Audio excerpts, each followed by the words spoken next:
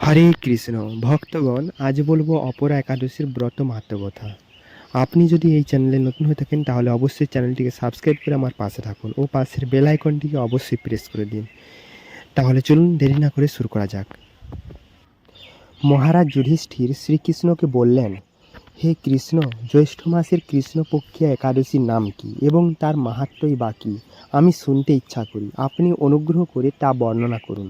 শ্রীকৃষ্ণ বললেন, হে মহারাজ, মানুষের মঙ্গলের জন্য আপনি খুব ভালো প্রশ্ন করেছেন।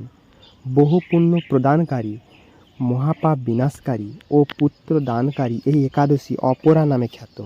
এই ব্রত পালনকারী ব্যক্তি জগতে প্রসিদ্ধি লাভ করে।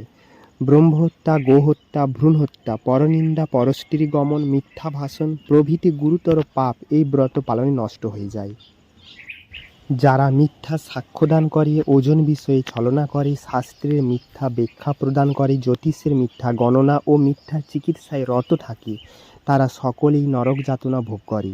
এই সমস্ত ব্যক্তিরাও যদি এই ব্রত পালন করে তবে তারা সমস্ত পাপ থেকে মুক্ত হয়।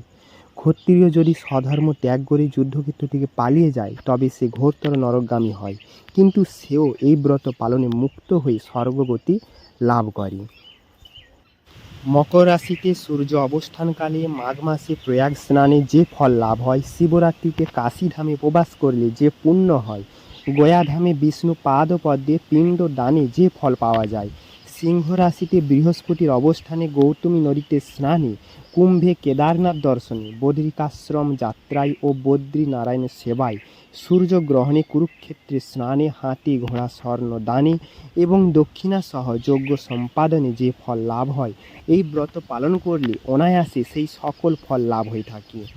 এই অপরা ব্রত পাপরূপ বৃক্ষের কুঠার স্বরূপ, পাপরূপ কাষ্ঠের দাবাগ্নির মতো, পাপরূপ অন্ধকারের সূর্য সদৃশ এবং পাপ হস্তির সিংহ স্বরূপ।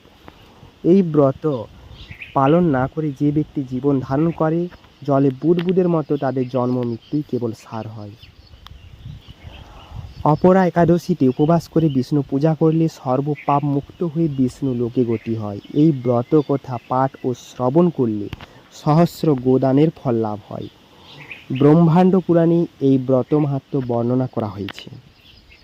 ভারত এবং বাংলাদেশে ৩ জুন এই ব্রত পালিত হবে এবং পরদিন পালন করতে হবে।